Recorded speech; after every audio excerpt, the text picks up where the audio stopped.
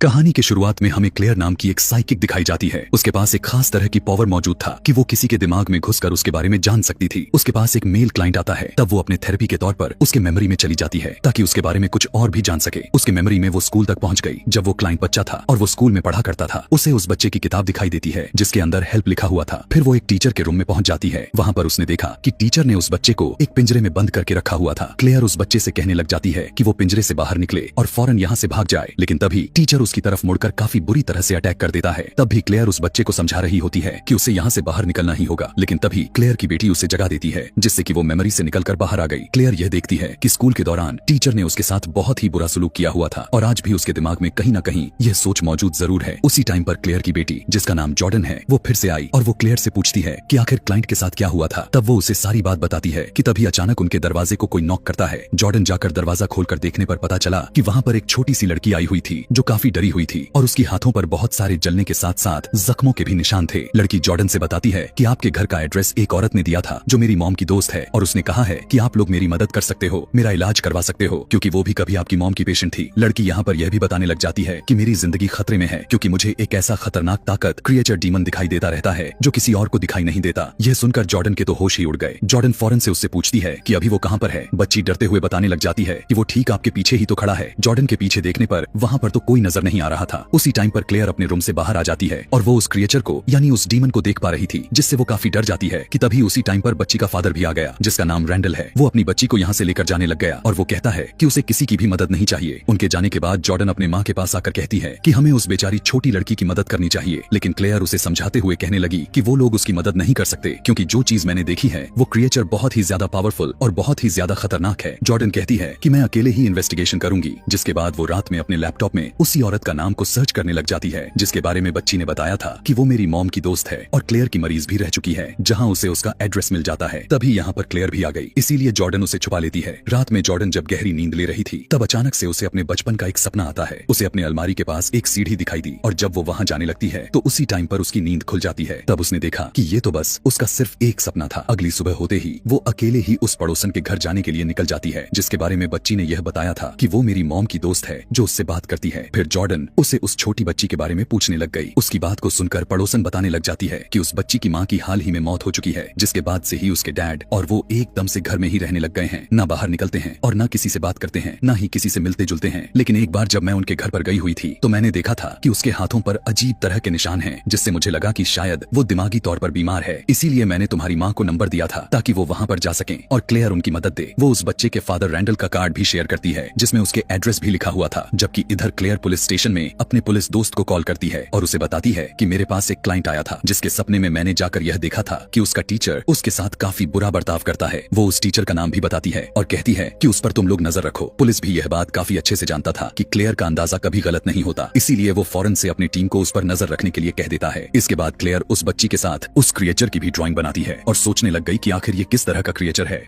उधर जॉर्डन भी बच्ची के घर पर पहुंच गई थी कि तभी उसके बेसमेंट में से किसी की चलने की आवाज आती है और अब जब वो दोबारा से दरवाजे के पास आकर देखने की कोशिश की तो उसी वक्त वहां पर रैंडल आ चुका था। रैंडल उससे पूछने लग जाता है कि आखिर वो उसके घर के बाहर क्या कर रही है। इस पर जॉर्डन उसे बताती है कि वो उसके घर उसके ही बेटी से मिलने के लिए आई है। तब रैंडल ने कहा कि अब मैं तुम्हें पहचान गया हूँ और मेरी बेटी की थेरेपी नहीं करवानी, इसीलिए भलाई इसी में है कि तुम यहाँ से चली जाओ। लेकिन जॉर्डन भी काफी जिद्दी थी जो कि उसकी किसी भी बात को नहीं मानती और रैंडल के जाने के बाद वो चुपके से घर के अंदर प्रवेश कर जाती है और वहाँ पर छानबीन करने लग जाती है। उस रैंडल और उसकी फैमिली की तस्वीर भी नजर आ गई कि तभी आगे जाने पर उसे एक खुफिया दरवाजा दिखाई दे पड़ता है जिसे देखकर वो हैरान परेशान हो जाती है, जिसे पेचकस के थ्रू वो उसके नट्स को खोल भी देती है। अंदर जाकर देखने पर पता चला कि ये तो एक बेसमेंट थी। वहीं पर रैंडल की बेटी होती है जिसे वो कहती है कि वो वहाँ से चली जाए क्योंकि उसे बहुत ही तेज भूख लगी हुई है तो वो उसे खा जाएगी। यह सुनकर उसे समझ ही नहीं आता कि आखिर वो उससे क्या कहना चाह रही है, मगर तभी अचानक रैंडल पीछे से आकर उस पर अटैक कर देता है जिससे जॉर्डन वहीं पर बेहोश हो जाती है। इधर जब उसकी माँ उसे कॉल लगाती तो है, लेकिन वो कॉल को रिसीव नहीं कर रही थी कि तभी अचानक उसके पास उसके पड़ोसन की कॉल आ गई जो उसे बता देती है कि उसकी बेटी कुछ देर पहले उससे मिलने के लिए आई हुई थी और अब वो रैंडल के घर गई हुई है उसकी बेटी को देखने के लिए। उसकी ऐसी बात सुनते ही क्लेयर हैरान परेशान हो गई और फौरन से क्लेयर वहां जाने के लिए रेडी हो जाती है। उधर जॉर्डन के जब आंखें खुली तो वो खुद को चेयर से बंधा हुआ पाती है। फिर वो अपने साइड में एक लेडी को देखी थी जो पूरी तरह से जल चुकी होती है। यह देखकर वो हैरान हो जाती है और तभी वहां पर रैंडल आ जाता है जो उससे उसके फोन के पासवर्ड पूछने लगा। जॉर्डन रोने लग गई और कहती है कि प्लीज मुझे यहाँ से जाने दो क्योंकि मैं तुम्हारी बेटी की मदद कर सकती हूँ। इस पर वो जवाब देते हुए कहने लगा कि नहीं, मेरी बेटी की मदद कोई भी नहीं कर सकता क्योंकि वो एक ऐसा डेमन है जो हमेशा भूखा ही रहता है और अपनी इतनी बड़ी भूख को मिटाने के लिए उसे इंसान का गोश्त चाहिए होते हैं। वो मेरी बेटी से जुड़ा हुआ है, इसीलिए कोई भी ऐसा इंसान नहीं है जो उसकी मदद करे और क्रिएचर को उसके अंदर से निकाल सके। इस पर जॉर्डन कहती है कि मेरी मॉम ने उस क्रिएचर को देख रखा था और अगर तुम चाहो तो मेरी मॉम तुम्हारी मदद कर सकती है। यह सुनकर रैंडल अपनी बेटी को बुलाता है और उसे कहने लग गया कि क्रिएचर की भूख लगी होगी तो उसको कुछ खिला दे। इस पर उसकी बेटी जॉर्डन के पास आई और उसके कंधे पर हाथ रखकर कहती है कि वो अपने भूख मिटा ले कि तभी उसी टाइम पर क्रिएचर की हाथ बाहर आकर जॉर्डन के बाजू को पकड़ लेती है जिससे उसके बाजू जलने लग जाती है और क्रिएचर उसका खून पीने लग गया। तभी रैंडल अपनी बेटी को रोक कर कहता है चलो अब बहुत हुआ, तुम यहाँ से जा सकती हो। अब हम रैंडल को देखते हैं जिसने जॉर्डन का फोन को तोड़ दिया था और वो अपनी गाड़ी पे कुछ सेटअप कर रहा था। तभी उसकी बेटी वहाँ पर आती है और वो उसके प्लास को चुरा कर लेकर चली गई। फिर जॉर्डन के पास आकर उसे वही प्लास को दे देती है। उसने यह भी कहा कि मेरे डैड को मत बताना कि मैंने तुम्हारी मदद की है। रैंडल जब देखता है कि उसकी प्लास उसकी गाड़ी से गायब हो चुकी है तो वो समझ जाता है कि ये काम जरूर मेरी बेटी का ही है जो उस लड़की की मदद कर रही है, इसीलिए वो फौरन से नीचे आने लग जाता है। लेकिन तब तक जॉर्डन ने भी अपने हाथ की रस्सी को काट ली थी और अपने आप को छुड़ा लिया था। वो उस लेडी को भी छुड़ाती है और उसे अपने साथ लेकर जाने लगती है कि तभी वहाँ पर रैंडल आकर उसके ऊपर गन पॉइंट कर देता है। उसकी बेटी गन के सामने आकर अपने फादर से कहने लगी कि जॉर्डन बेकसूर है तो आप उसे यहाँ से जाने दीजिए। लेकिन तभी वो लेडी अचानक से रैंडल पर हमला कर डालती है। उसी बीच गलती से गन ट्रिगर हो गई जो कि उसी के बेटी के गर्दन के आर पार हो गई और वो जॉर्डन के हाथों में ही अपना दम तोड़ देती है। तभी उसने अपने सामने उस क्रिएचर को देखा जो अब उस बच्ची से निकलकर जॉर्डन के शरीर में प्रवेश कर जाती है, जिसके बाद वो वहाँ से बाहर भाग जाती है और रैंडल अपनी बेटी की लाश को लेकर रोने लग जाता है। जॉर्डन जब भागते हुए बाहर आई तो उसकी मॉम भी वहाँ पर आ जाती है जिसने पुलिस को खबर भी कर दी थी और वक्त पर पुलिस भी वहाँ पर पहुँच चुकी थी। जबकि रैंडल रोते हुए अपनी गाड़ी में बैठता है और वहाँ से भाग निकला। अगली सुबह क्लेयर पुलिस स्टेशन आकर अपने ऑफिसर दोस्त से पूछने लग गई कि आखिर आप लोगों को उस घर में से क्या मिला। तब वो बताता है कि घर के अंदर उन्हें बहुत सारे लाशें मिली हैं और रैंडल ये काम आज से नहीं बल्कि कई सालों से करता आ रहा था। साथ ही वहाँ उस जगह पर उसी की बेटी की लाश भी मिली है। वो उसे यह भी बताता है कि रैंडल अभी भी फरार हो चुका है और हम बहुत ही जल्द उसे पकड़ भी लेने वाले हैं।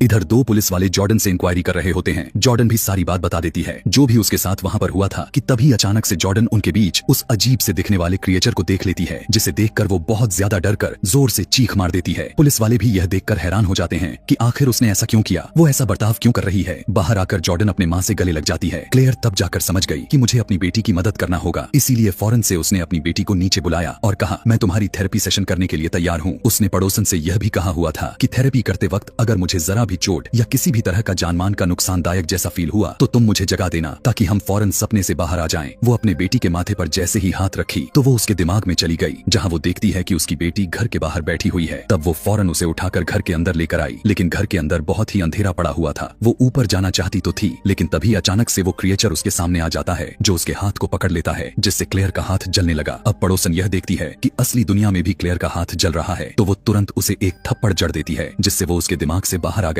लेकिन यह देखकर क्लेयर को अंदाजा तो हो गया था कि अब वो क्रिएचर उसकी बेटी के अंदर शिफ्ट हो चुका है। वो अपने बेटी को सुला देती है और उसने पड़ोसन से कहने लग गई तुम यहीं पर रुककर मेरी बेटी का ख्याल रखो क्योंकि मैं किसी जरूरी काम के लिए जा रही हूँ। वो फौरन से हॉस्पिटल में जाती है जहाँ पर रैंडल की वाइफ यानी पहली वाली बच्ची की मॉम को कभी एडमिट किया गया था। इसी हॉस्पिटल में क्लेयर का क्लाइंट यानी नर्स भी काम करता था। क्लेयर उससे मिलकर उस बच्ची की मॉम के बारे में सारी जानकारी मांगती है जिसके लिए वो राजी भी हो गया और वो बताता है कि जब उस बच्ची की मॉम यहाँ पेशेंट बनकर आई थी तो जो डॉक्टर उसका इलाज कर रहा था एक दिन पता नहीं उसे क्या हुआ, वो बहुत ही ज्यादा डर गया और वो फौरन बिना पीछे देखे यहाँ से भाग निकला। अब क्लेयर उस डॉक्टर से मिलने पहुंच गई और उस बच्ची की मॉम के बारे में पूछने लग गई। डॉक्टर ने बताया कि वो पेशेंट सबसे ज्यादा अजीब थी, उसकी आंखें पूरी तरह से सफेद पड़ चुकी थीं और उसका शरीर जलने लग गया था। फिर जब मैं उसके पास गया तो उसने मुझे बताया कि वो कुछ अजीब चीजें देख पा रही है जो बहुत ही भयानक है। तभी अचानक से मेरी कलाई भी जलने लग गई जिससे मैं बहुत ही ज्यादा डर गया और वहाँ से फौरन भाग निकला। डॉक्टर क्लेयर को अपना जला हुआ हाथ भी दिखाता है। उधर फिर से जॉर्डन को अपने बचपन का सपना आया जब वो अपने घर में आगे बढ़ रही थी जो अचानक से क्रिएचर की शाखें उसे पकड़ लेती हैं जिससे डर कर उसकी आंख खुल गई। फिर जब तक वो अपने माँ को ढूंढने के लिए जैसे ही जाती है तो उसके पीछे हम उस क्रिएचर को देख पाते हैं जो उसकी पीछा छोड़ने का नाम ही नहीं ले रहा था। जैसे ही धीरे से जॉर्डन आगे बढ़ी तभी यहाँ पर रैंडल आकर उसे किडनैप कर लिया और उसे अपने साथ ले गया। एक बॉक्स में कैद करके किसी सुनसान जंगल में आ जाता है। पता चला कि वो वहाँ तो एक गड्ढा खोद रहा है ताकि उसे अंदर डालकर दफना सके।